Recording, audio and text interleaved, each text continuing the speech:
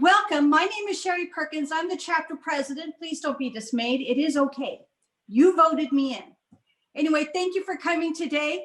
I'm going to introduce our sponsor today, the one who is making sure that we have all these wonderful things happening. See these? They're not for you. Anyway, you are getting a Grubhub certificate thanks to Climatetech, our sponsor for today. Climatetech is a very important sponsor because they're our only sponsor today, but not just because of that, but because they are providing not only this wonderful program, but they're also providing the Grubhub certificates for you. So right now, I'd like to introduce Brennan Booth from Climatetech to tell us a little more about his company. Brennan, take it away. Thank you, Sherry. Again, my name is Brennan Booth with Climatetech. Climatetech's been in the San Diego area for over 20 years now. We are actually across the nation with well over 900 employees, and Bosch acquired us about 6 years ago. And so it makes us have a little bit deeper pockets in order to get into the bigger projects. Climatech is basically a building automation company. We have 4 divisions, and I have a brief video that I'd like to share with you to go over the different divisions. Give me 1 second.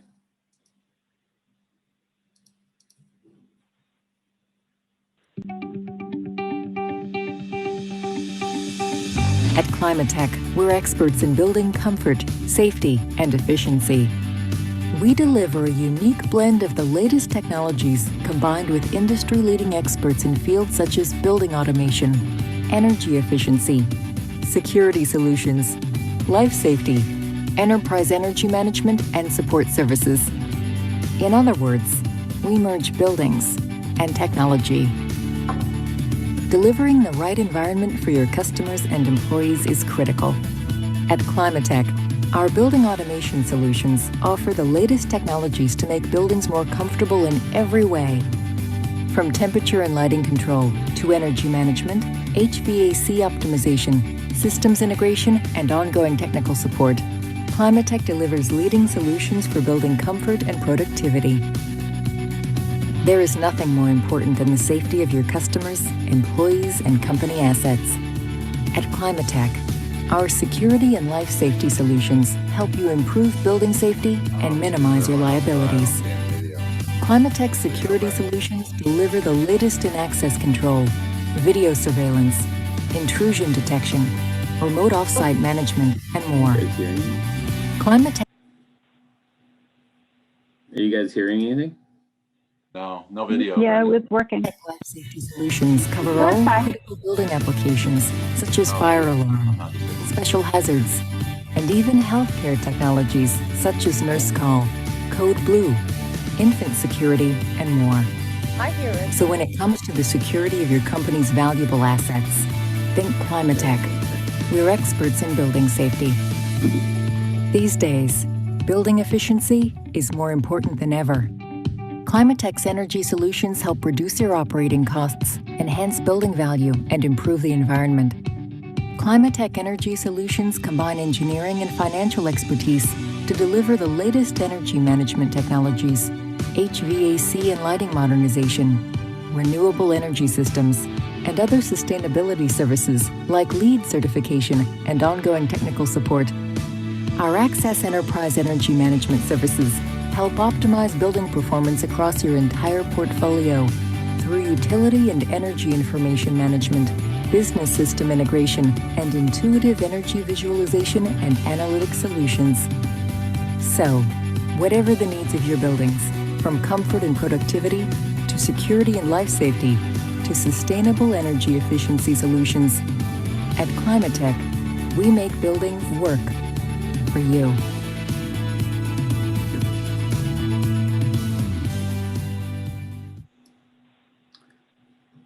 I did hear some technical difficulties with other people, but majority of you probably saw the video. I want to say a big thank to IFMA and letting us sponsor this event.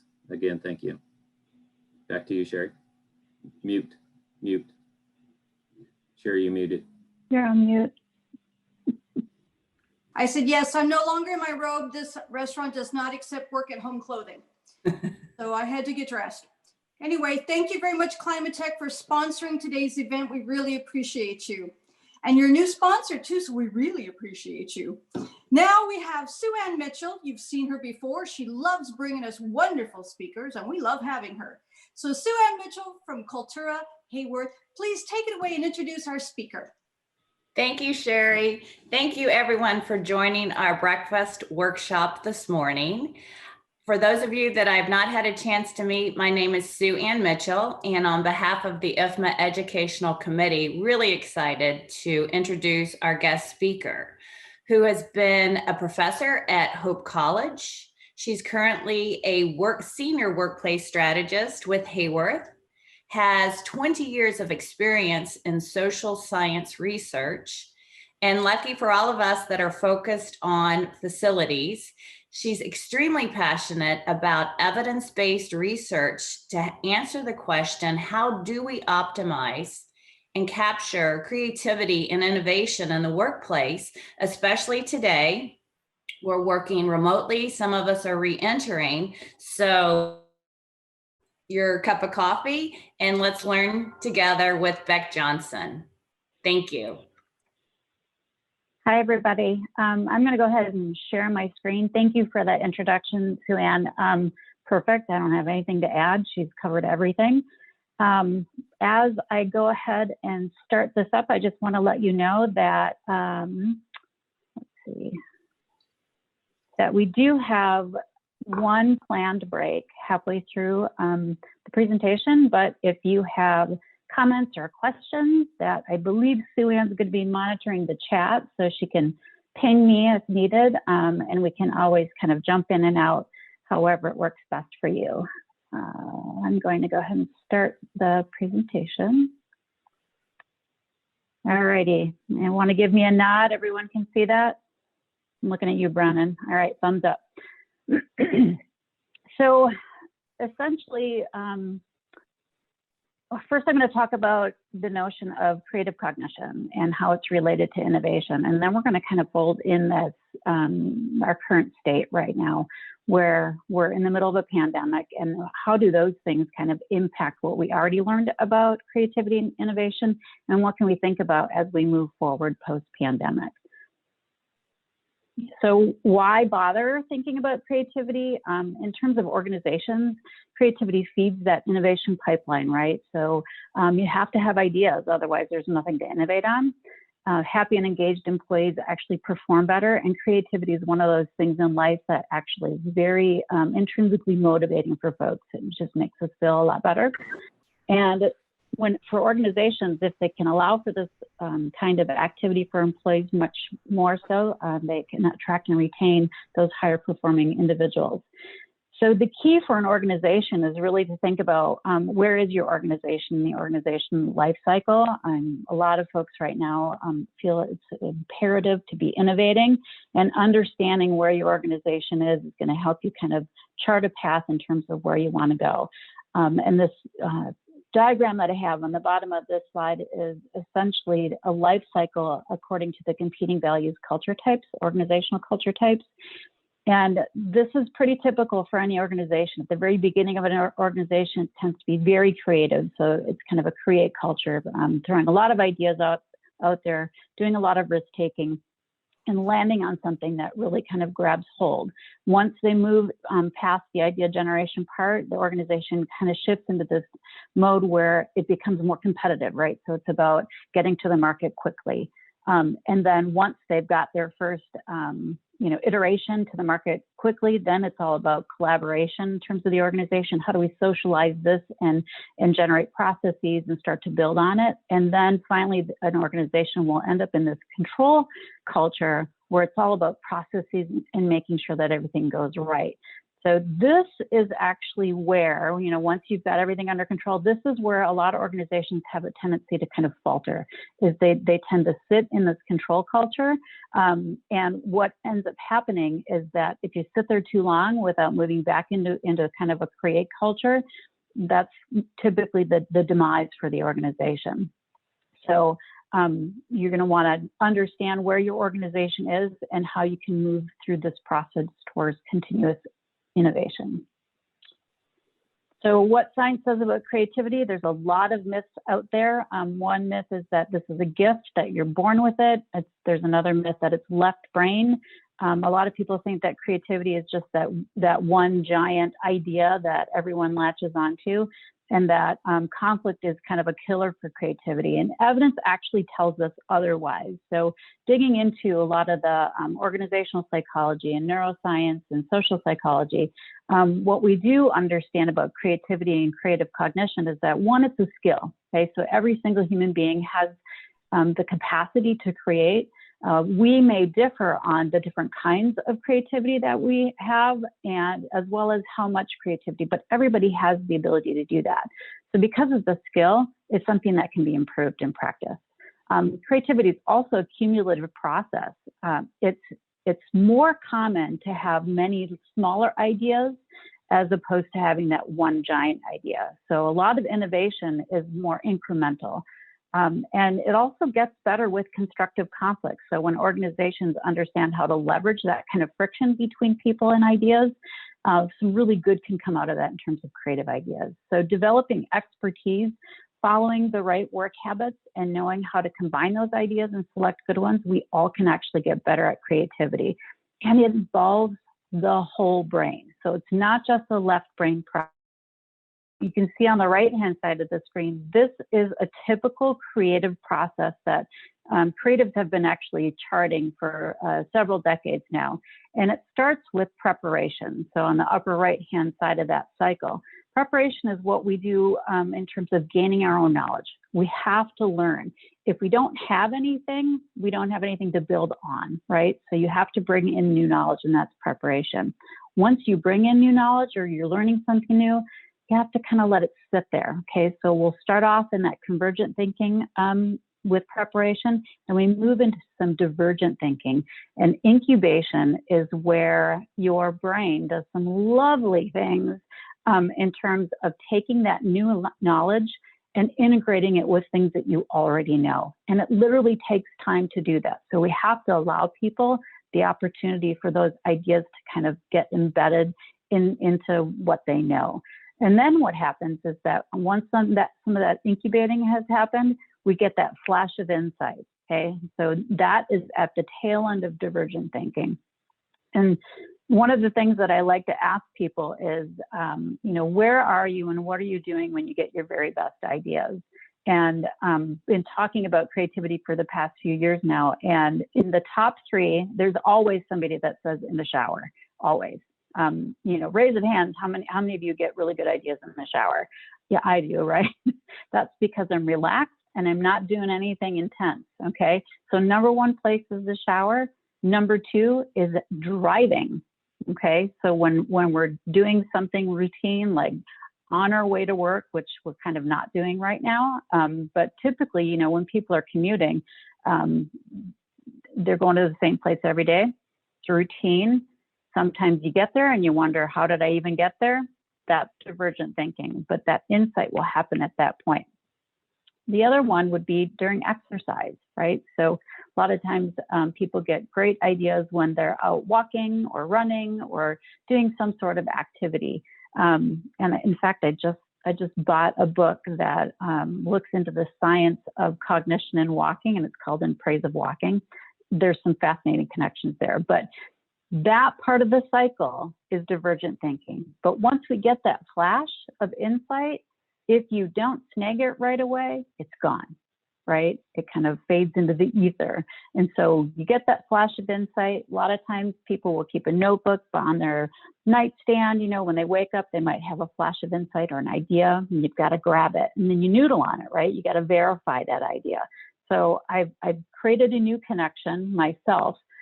Is it actually new to other people? Is it actually useful, right? So when we're trying to innovate, we need to have ideas that are both new and useful. So there's that 4-step process. Starting convergent thinking, right, requires some intense thinking.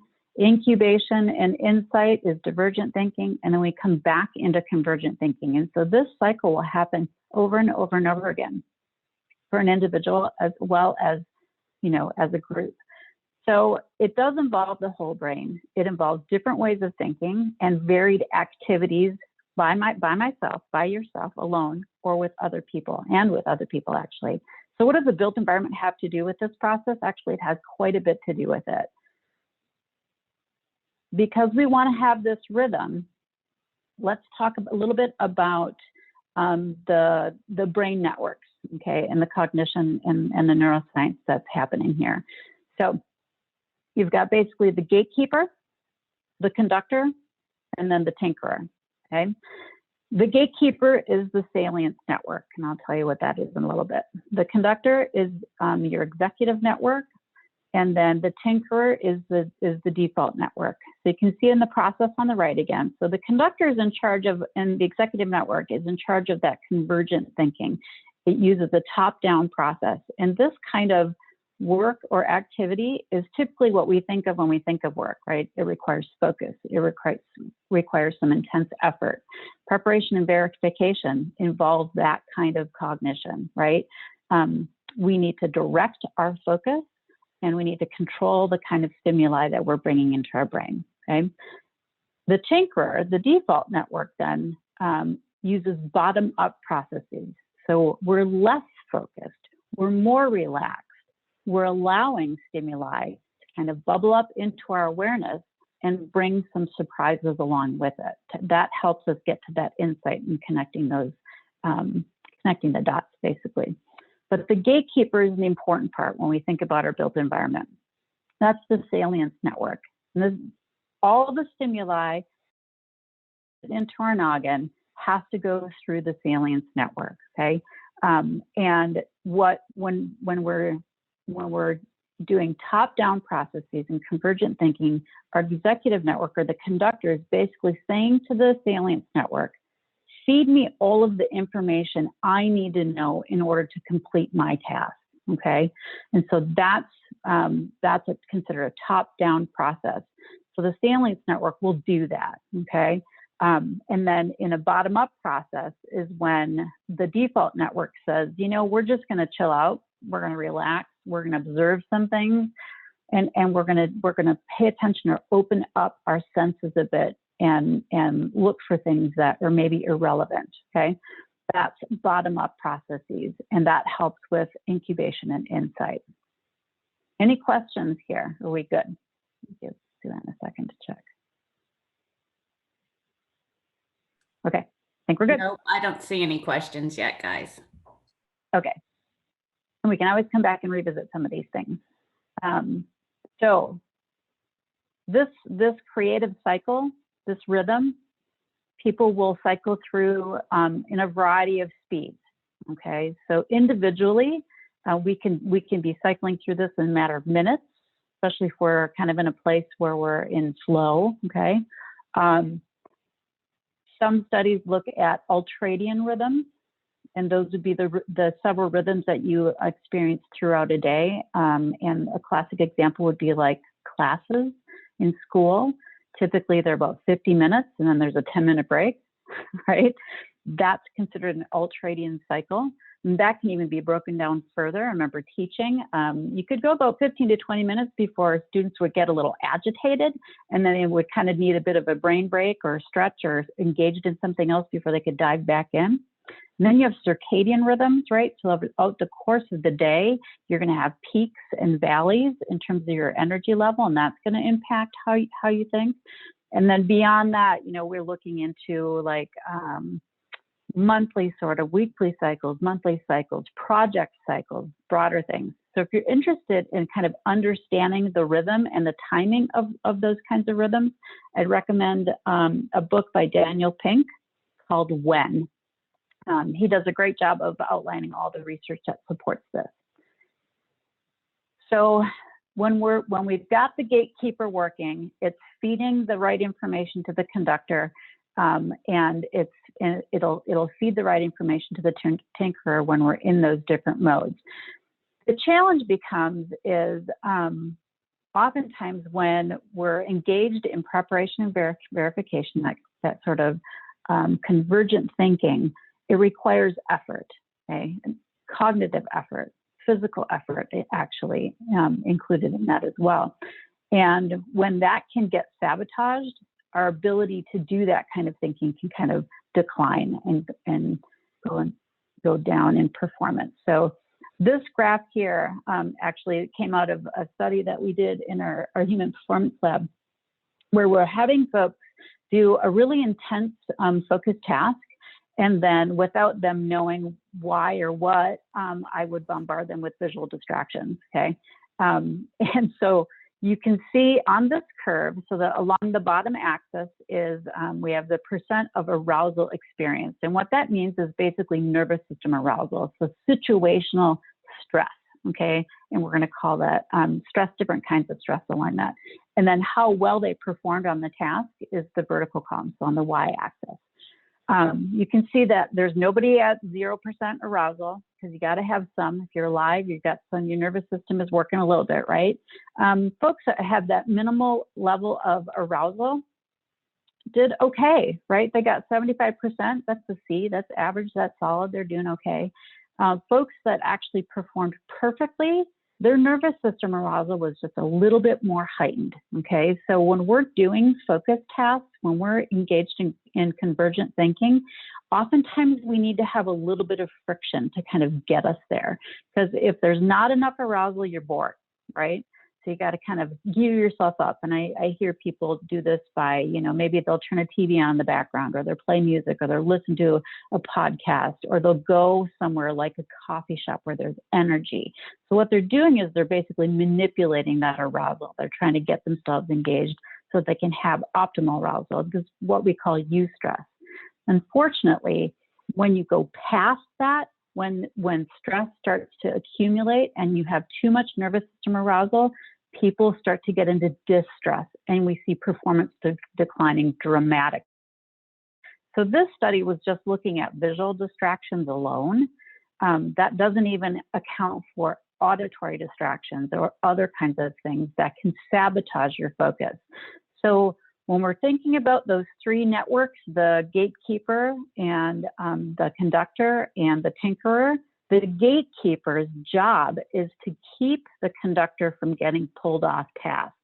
Now, here's an interesting piece that we've learned, is that, however, the gatekeeper, the salience network, is designed to bring certain things up into your awareness for safety, okay?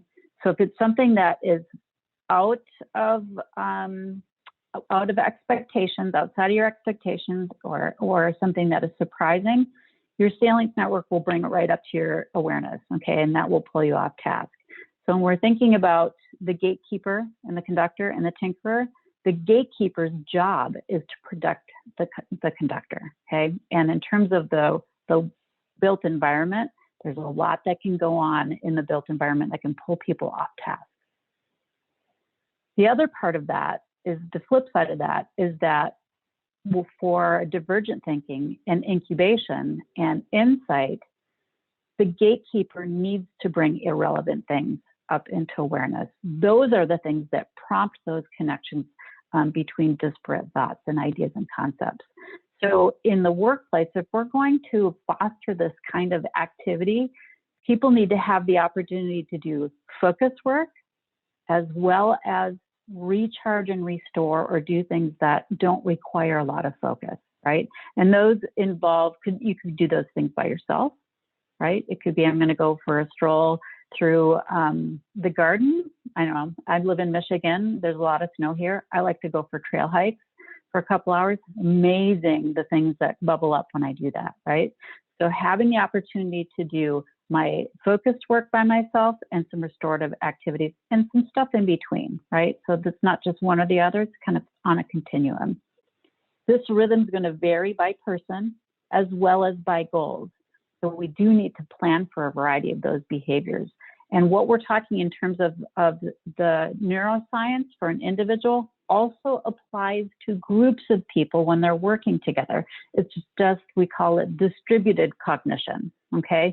So the same sorts of protections that somebody would need to do individual focus work A group, if they're doing really intense work on something, noodling on something, really, trying to solve a problem and come up with some good ideas, they also are going to need some protection, right, from outside stimuli, from interrupting them.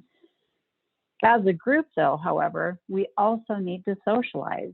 How many times did we come up with, an insight that brought us to a really fantastic outcome when we were chatting at the coffee bar, or, the water cooler sort of things? Those things are vital as well. So before the pandemic, we were advocating for this variety of behaviors. And now we've got, how are we going to do that? 3 things to consider when you're offering a variety of work points for individuals and groups is to achieve focus and rest. We need to think about the level of privacy for those activities. We also need to think about how stable or spontaneous those activities are, as well as how much user control is available. Okay? And when we're doing focus work and convergent thinking, we're going to need full privacy, best that I can get, right, without interruptions. The more stable the activities are, and what that does is, for me as an individual worker, it preserves my resources, basically, that because I can count on something being the same every time I encounter it. And having user control becomes really important for focus work, so that I can get things just right for me. Okay? I'm 5'3", kind of short. Height adjustable tables are fantastic for me, because that way I can lower them so my feet are on the floor and I'm not dangling my feet trying to meet a fixed table height. So those kinds of things are really important for that end of the spectrum of activities. On the other end of the spectrum, for privacy, this one can be different depending on if you're doing individual sort of restorative behaviors. Maybe you need to do something that is private. That might be the case, but oftentimes we don't need quite as much. Oftentimes we can be surrounded by others, recharged. And then if you've got the social aspect of it, you want a place that there's going to be a lot of interaction and less privacy afforded. That's where you're also going to see more spontaneous activities, as well as in terms of user control, it's just going to be lower in those kinds of spaces. So places where people can socialize, they're not going to have as many opportunities for power. They're not going to have as many opportunities for customizing a specific individual space that you would if they were trying to do some focus work. So at the end of the day, it's basically the gatekeeper's job to protect the conductor and then bring delight to the tinkerer. So let's take a break here and see if anyone has any questions or insights, or you'd like to share something or ask me to elaborate on anything. I have to say that Jolie's really glad that you confirmed she was not crazy, that listening to rock music in school actually helped her. It can.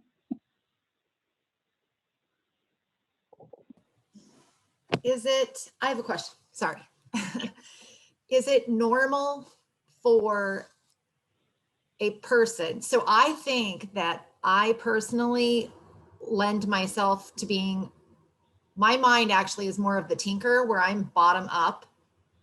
Is that technically a bad thing? Like, do I need someone to balance me out if I don't go top down, I guess, if I'm understanding you correctly, which I think I am?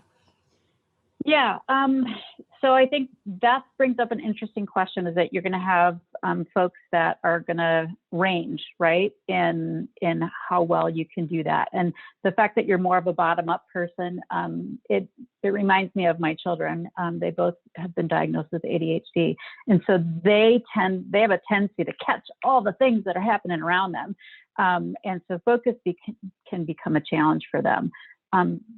That's not bad though, right? So it's like the people that where the bottom-up processes are easier for, these are kind of like our people that we consider like the idea hamsters, right? So they're like, what about this? What about that? What about this? What about that? So you're right. I think you would want to work with people that kind of complement that can then go, oh, I like that idea. Let's look at the pros and cons. Oh, let's flesh that out a little bit more and look at feasibility, right? So you might have somebody that would balance that out for you. So yeah, honestly, leverage what comes naturally to you, and then work with folks that can kind of balance that.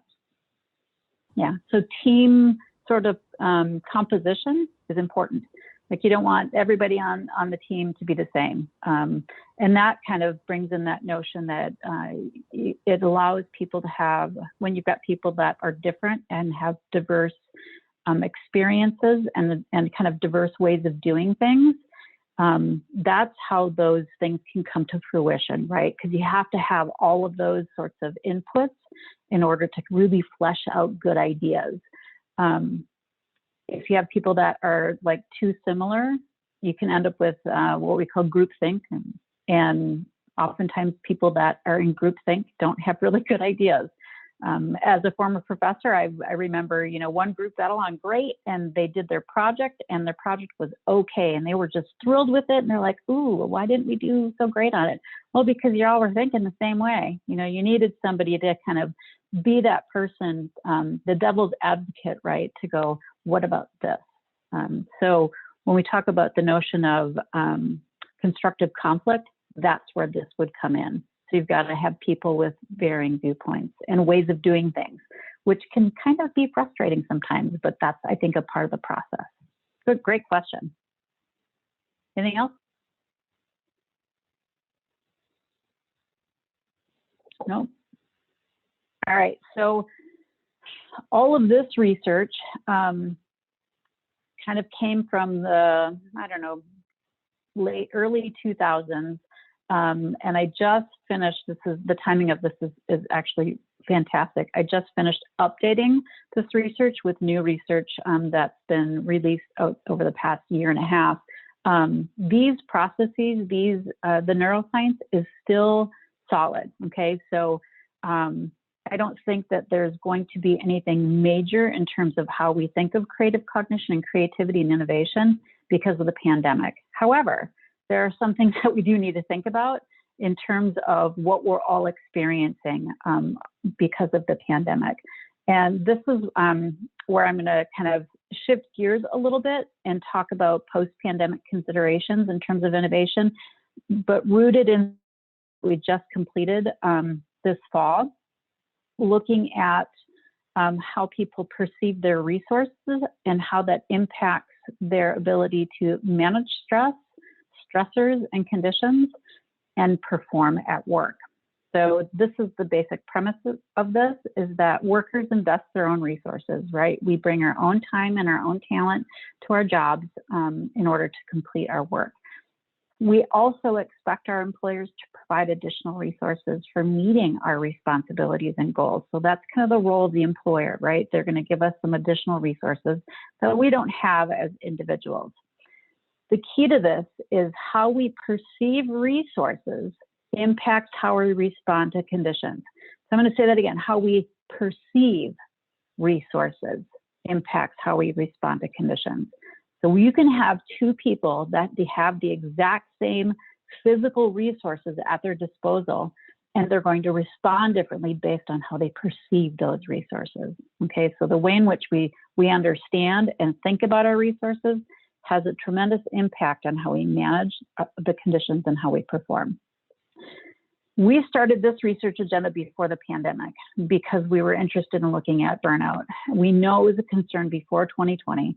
And what we're finding now is that the pandemic is depleting much of our resources in the form of illness, grief, loss, anxiety, trauma, depression, all sorts of things. New studies coming out, all fall. I've been watching them, and the prediction is that this is going to continue. There's going to be a much larger swath of the population that's going to be struggling with chronic stress and these sorts of after effects of the pandemic, and it's going to take quite a long time for us to all recover from it. We're not going to be it's not going to be the case where, okay, let's just pick a date and I'll be, optimistic that June 1st, the pandemic is done, right? And everybody can go back to their normal lives. It's not going to happen. The experts are talking about it's going to take at least 18 months up to 2 to 3 years for folks to kind of reset into a new way of working and to build some resilience. So what I'd like to talk about then is what are some of the things that we can do as employers for employees? Because of the pandemic, the working from anywhere sort of notion has kind of taken hold, right? We've all been accelerated through this transformation of being able to work from home at third spaces as well as on site. But what are the things that are really key for us in those locations so that we can manage our stressors as well as perform well? So this is where Hayworth has developed a point of view on terms of working from anywhere in a specific ecosystem. So we've got the office, the third place, and then the home. And I know you're primarily concerned with the office. What we look at is culture and innovation, those things together. And what we understand is that it's important to build community, and it's important to empower teams in order for them to perform well. Okay, culture and innovation are key for organizations. Flexibility and adaptability of the floor plate is about being able to choose the right space for the right task with the right resources for support. This is where you all come in, right? This is where you get to play. And then well-being is a huge part of this, because when we can minimize stress, and by promoting movement, we can actually enhance performance. There are some scholars now, and people will talk about employee engagement. There are some scholars now that are talking about, we don't need to talk about employee engagement. That is an outcome of well-being. We really need to focus on this notion of well-being. So this is our point of view from Hayworth's perspective. Just kind of wanted to give you that idea as a framework. So how do resources relate to chronic stress and performance? Well, we know that how we perceive those resources impact how we respond. And there are different kinds of resources that are at our disposal. There's the resources we have as an individual, right? So we have individual factors that will contribute to that. And then there's workplace factors. Those workplace factors can vary between very sort of stable factors or resources like the actual built environment, to workplace resources that are a little less tangible, so like policies and culture. Okay, so we looked at all of these things and wanted to see how they impacted people's ability to be resilient and perform well. And what we found is in line with existing research and theories that resource saliency, so the importance of resources to me, become more important and more salient as I experience chronic stress. Let me say that again. So resource salience and importance increases as chronic stress increases. The more chronic stress I'm experiencing, the more important my resources are. I'm going to leverage them more often, right? I'm going to rely on them more often. So those resources need to already be in place. In terms of performance, the way in which we perceive resources, if we see those resources as gains, this is going to help me, this is going to be something I can leverage, that then my performance is going to go up, okay? If I perceive that there are resource losses or there are threats to my resources that I bring, my performance is going to decline, okay? This is what previous research has established. This is what we found in our study as well, okay? So basically, when people have the right resources, they are more resilient. And this is the key. Post-pandemic, we want to build resilience. People are coming back into work, working right now, already depleted, right? How can we help people do that better? It helps them manage stress easier. And when I say stress, it helps, I'm talking about situational stress. Okay, so not the chronic stress that you might be experiencing over time, but situational stress. So like you're trying to do focus work and you've got a bunch of distractions happening. That's situational stress. If I'm more resilient and I have resources, I can manage those things a little bit easier. I can bounce back better. Okay, I'm going to perform better at my job, period. I'm going to do better quality work, and I'm going to have faster output. And I'm more likely to innovate, because when we think back to that creative cycle and the convergent thinking and the divergent thinking, a key piece of divergent thinking is for us to be in a place of restore, relax. Okay? If you're stressed, if you can't ever get to there, your brain's not going to noodle on ideas. You're not going to incubate. You're not going to have those flashes of insight as often. So when we can afford people the opportunity for that, all of this stuff gets better. In terms of our findings, we assessed workers and in 3 different contexts. So we looked at workers that were strictly working off-site entirely, not being on-site at all. We also assessed workers that were doing both. Okay, so they were doing some work off-site at home and some work on-site. And then we also looked at folks that never left. Okay, they've been on-site the entire time. And what we found was that for folks that were working off-site entirely, they had actually the largest resource gains, okay, in terms of all of the built environment things that we looked at: user control, space variety, ambient qualities, managing noise, thermal comfort, those sorts of things. But they also had threats to resources, okay? So the big piece there for people that were working off-site only, they saw that their ability to have access and time with coworkers as being a threat. Okay, so, and we all know this, right? We are all kind of experiencing this anyways, but our data is actually verifying that. Yes, this is a huge issue. People that need to do coordinated work, they're finding it actually difficult. It's a threat to their ability to do their work. When we looked at hybrid workers, folks that were able to kind of go between both locations, in general, we saw that they had larger resource gains, but they didn't have any threats, which was good, right? So they kind of got the best of both worlds. Folks that were working on-site only, they didn't have any threats, but they had the lowest resource gains there. So what we conclude is basically what we're all kind of talking about anyways, is that we're going to need to prepare for this sort of hybrid model, right? One of the things that we then looked at was we wanted to be able to assess what kinds of resources specifically impact performance and resilience.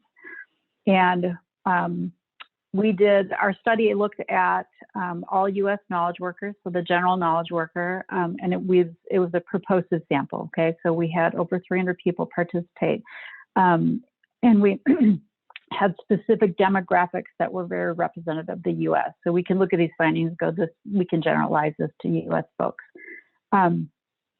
We looked at what kind of job demands they had. We looked at how chronic their stress symptoms they were experiencing. We looked at something called sensory processing sensitivity. So how susceptible or sensitive am I to stimuli, as well as how did they perceive all of these different resources that are available to them, and then had them assess their performance. And what we found was that we put everything into a bucket, okay, all those things into a bucket. Three factors kind of rose to the top as most important for when people are working on site. The top one was ambient qualities, okay? And ambient qualities included clean air, right? So that's the big one in terms of the pandemic, is I want to know that the air I'm breathing is clean. Okay, so clean air was the big one. Noise management is another part of that ambient qualities. So I can manage any noise that's going on around me, and I can get my tasks done and work with other people as needed, as well as access to nature and biophilic elements. Okay, so daylight, plants, windows, those sorts of things. All those kind of fell into the ambient qualities bucket. Legibility was looking specifically at do I have visual access to my colleagues? Can I easily find where they are in the workplace? Can I navigate the workplace well? And then when I do arrive to a specific area of the workplace, do the furnishings and the design speak to me in terms of what kinds of activities are optimal there? So that's what we're talking about in terms of legibility. And that's not to say that all these other sorts of resources that people need aren't important. These just came to the top. And then the third top one was culture. And this one's really, really key. Organizational culture is something that has such a tremendous impact on how organizations perform. And what we know, and as a social scientist, what I understand and what we know from decades of research is that culture is best experienced as a lived experience with your colleagues. So being in shared space is the best way to experience culture. Translating that to a virtual culture is possible, but it's easiest for us to assess culture when we have access to a wide swath of colleagues, right? We get to observe behaviors from afar. We can see how different groups interact with other groups a lot easier than when we're kind of cut off and having to do virtual work all the time. So these three things impacted performance about 19%. So about a fifth of people's performance is connected to ambient qualities, legibility, and their organizational culture. And that's kind of a huge chunk, right? That's how important those things are. Any questions at this point before I move to the next slide? Because it's a lot. Not at this point. Okay.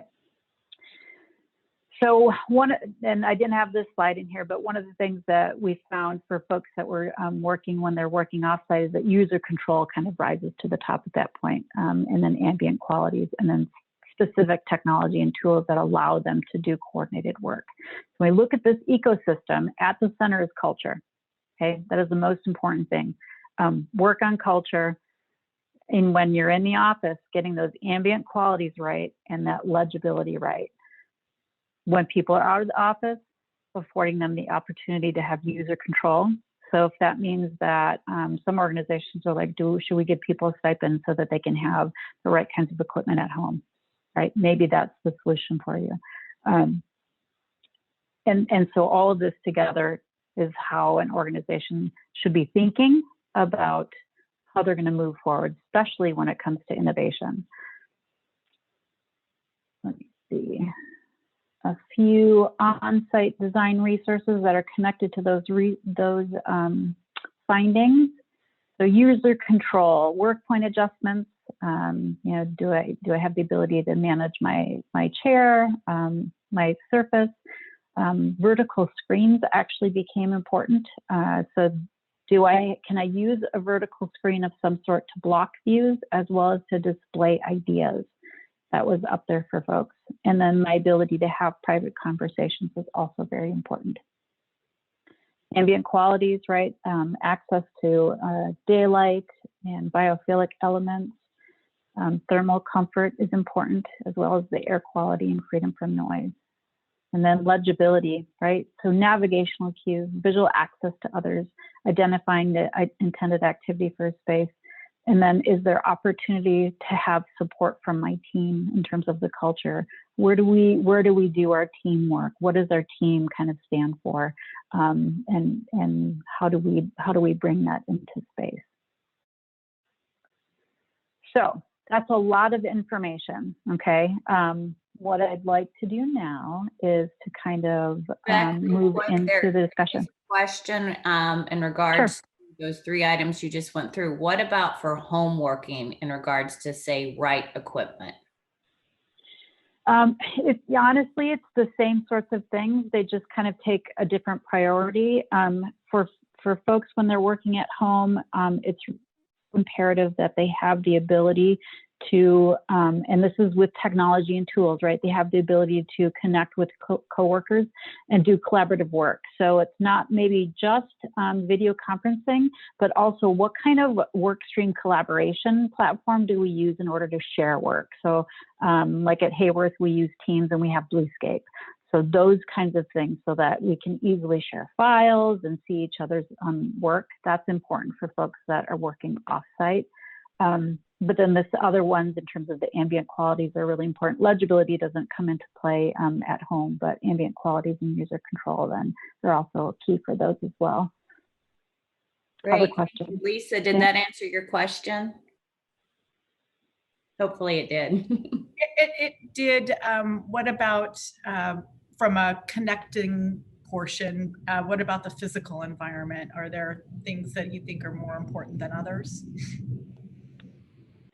That, this is where I get to put on my, my imagination hat and look at what sorts of things and trends were happening pre-pandemic and what we're thinking that we're going to be seeing post-pandemic. It really comes down to what gets prioritized in the workplace, right? And based on these results, one, we understand that people can do some really fantastic individualized focus work not at work, right? So that might be prioritized as something that doesn't happen in the physical workspace. Again, it's going to depend on your culture. But in general, I would predict that you're going to have a lot more coordinated and collaborative activities in the workplace, right? That's really what's really highly valued. And that includes like opportunities for socializing, right? Opportunities for play, as well as that sort of insulated group sort of work that can happen. We've got a lot of organizations that we talk to in terms of software developers and, how quickly they have to like work on projects. They would be kind of like a compete culture. And that they're going to cycle through that creative cycle many times within one day. Those folks need to be insulated from outside, forces from derailing them, right? So you're going to see, I think you're going to see a range of different kinds of collaborative spaces for all of those different kinds of work that we do together, and then individualized focus opportunities for folks that maybe working from home isn't a great solution, right? Or maybe they need to pop in and out of group and collaborative things many times over the course of a week. Those kinds of individual workspaces, I think, will still need to be there. That help? Got my crystal ball out, but yeah. Anything else? Are we ready to break out? Okay. So I think before we do that technology-wise, these were the 3 discussion questions that I had put together just kind of as a prompt. So what's your organization's approach to this sort of notion of a work from anywhere future? We've heard that a lot of financial institutions are saying, nope, we're all going to go back to the way things were. And then you've got on the other end of the spectrum, you've got tech companies that are like, nobody's coming to work, right? So what's your organization's approach? What kind of activities do you think are going to be prioritized for on-site? And then how are you going to make those decisions as needs continue to evolve over the next several months and few years? Hey, Beck, I'm going to interject one more time before the breakout real quick. There is another question that popped up real quick on, is there data related to interior decor and colors that may increase the well-being for the worker in the workplace? There are a lot of studies that look at folks that are particularly sensitive to stimuli. And so this is where, what are you trying to achieve? I think if you're trying to achieve restore and relax, you're going to have hues that are going to be less vibrant, right? Warmer. And then if you're trying to energize, it's going to be different. So it's going to depend on what it is that you're doing, but knowing that that if somebody is going to, how can I say this? It's important to pay attention mostly to intensity and hue and not specific colors in terms of how people respond neurologically, okay? And it has to do with that notion of how sensitive are they and what are they trying to achieve. So it's a non-answer, if that's okay. Okay, so I think that takes care of the questions. We want to go into the breakout. Okay. All right, here we And go. yep.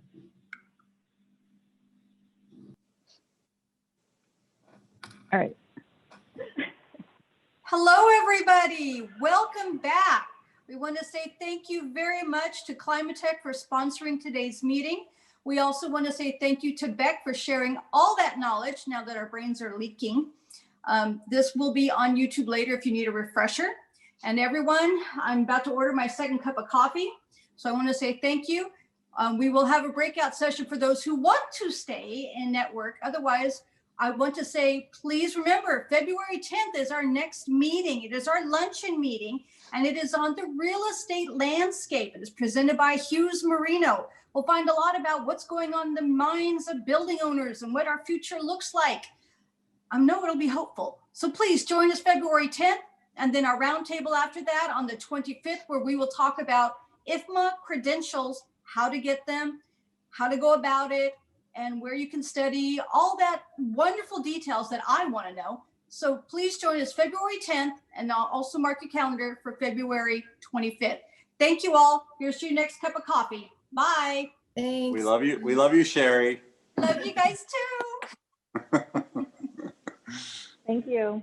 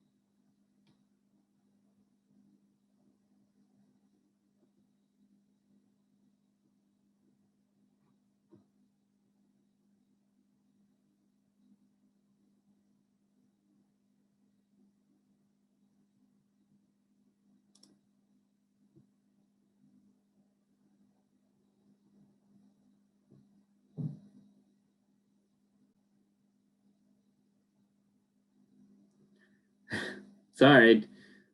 Sorry, I keep getting thrown into different places. Everybody's leaving. We only got one breakout room left, and there's 4 people in it. So, oh well. There was Across another. the lake from Milwaukee. Oh, here we go. Here's everyone. There you go. Sorry, guys. There's only you guys were the last breakout room, and everybody else left. Okay. So That I guess was this weird. is the closing. That's so strange. We were talking to like 6 or 7 people, and then we got kicked out and back to this. Yeah. Everything closed down. Oh, okay. Everybody left, basically. This is everybody. Well, I wanted to say thank you. I love sharing. It's a little bit like I get to teach again, and I don't have to grade any papers, so that's the best part. But if you guys have any questions or anything else, please feel free, reach out to Suanne. If you want some additional resources or anything, just let us know. Happy to share, okay? Did you get some valuable information, Beck, from the questions that they asked? Yeah. The kinds of questions asked are important. Yeah. Mm-hmm. Sherry, you're on mute. All right. Oops, Sherry on mute. Beck, I'm getting a lot of creative excuses for not coming into work. One's a pandemic, another one's labor. It's like people are having babies right now. That makes sense. It's about 9 months since the shutdown. Yeah, and the dog Yeah, there you go. is becoming very popular now. Yeah. All right. Well, So, thanks everybody. I'm gonna hop off. Enjoy the rest of your day. Take care. I'll talk to you guys later. Bye. Bye. Scott, what are you an SM, Scott? With No, Dimensional, I what work is for Dimensional Signs and Graphics. We're a large format printer. So we do like custom wall murals, decorative window films, architectural signage. So today I found very helpful. That's why I was the one that asked the question regarding the decor and colors and such. Because I've heard there is a correlation between, the well-being of the staff and kind of the, overall interior design of your office space. So are you seeing more orders for people who want more color, more pop in their office space? That definitely the custom, people want unique. So, not something you can go buy, a wall covering off the shelf, get something that's custom printed. Same thing kind of with some of the decorative glass films, because a lot of the office space, we moved to that open environment, right? But yet there had to be some privacy for C-level staff. So there's a lot of glass, and they realized a couple things with the glass is, number one, it looks great, but it can be dangerous. So there was a lot of, initially what the intention was like, we're going to have this glass, and they realized a couple of people walking into it. So then they'd come up with, we'd come up with these decorative, whether that it's a happened company. to us actually. Yeah. People were walking into the break room wall, and so we had to put like the film to tell people like there's a barrier here. But it still looks really good. I think one of the things that with the glass, a lot of our conference rooms are made out of glass, like glass walls, and for acoustics, it's awful. They don't realize.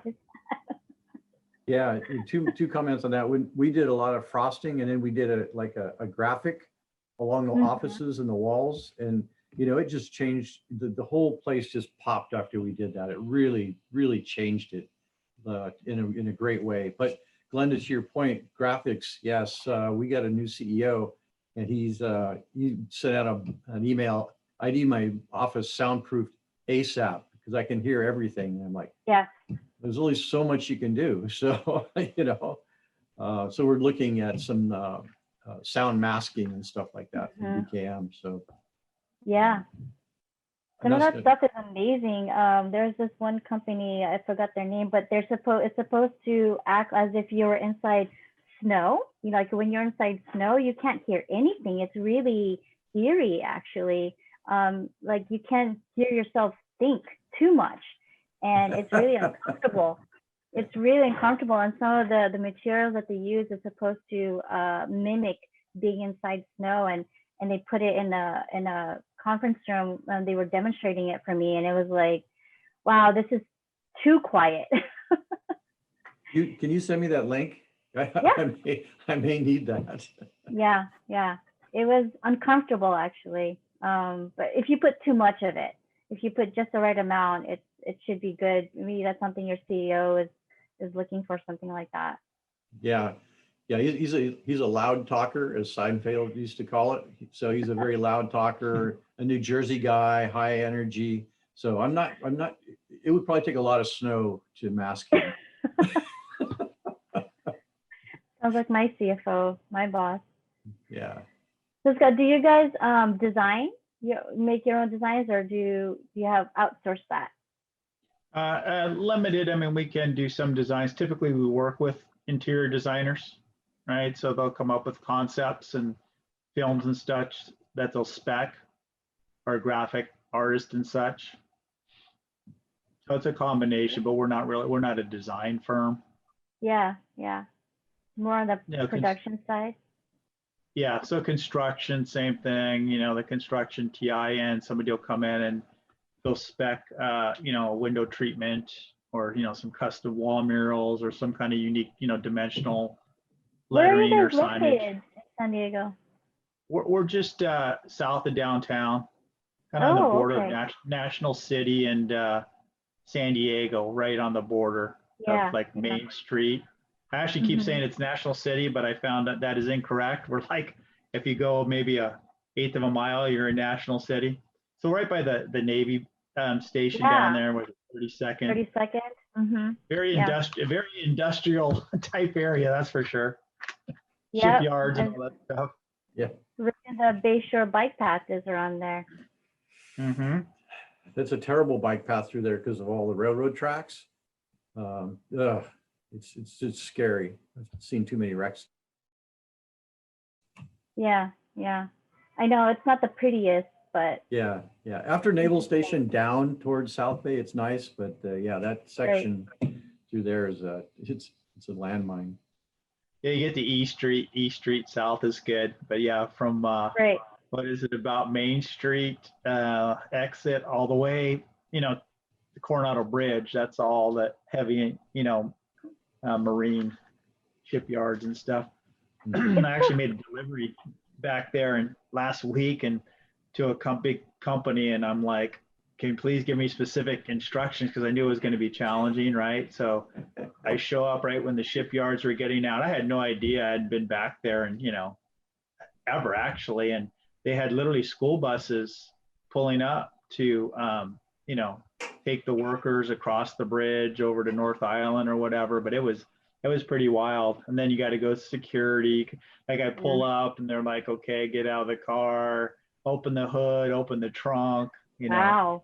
Very tight security, but it makes sense since they're doing all this, military, naval ships and stuff back in.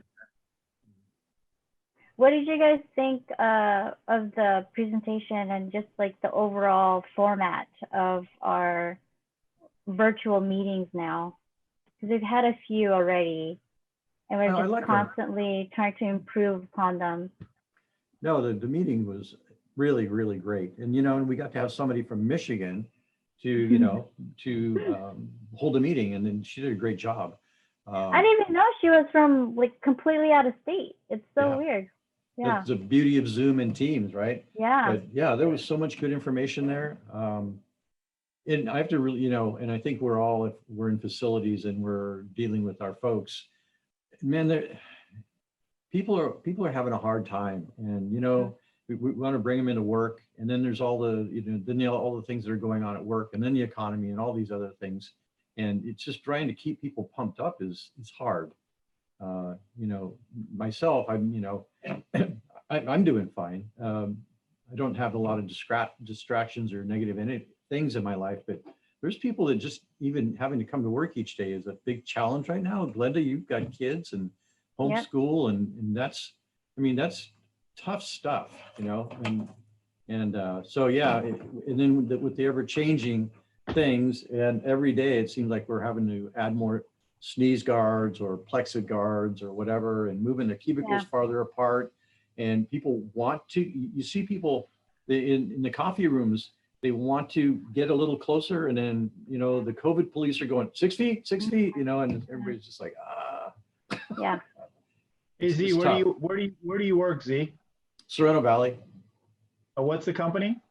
Omniome. Okay, what's your name isn't Z, is it? Is that just what, are you just It is, code? actually. It is? It is. Okay. Yeah, All Glenda right. could attend, Glenda can verify. Yeah. I've seen his birth certificate. Well, well, now you just stretched out a little bit. My middle name is Z. Mhm. Yeah.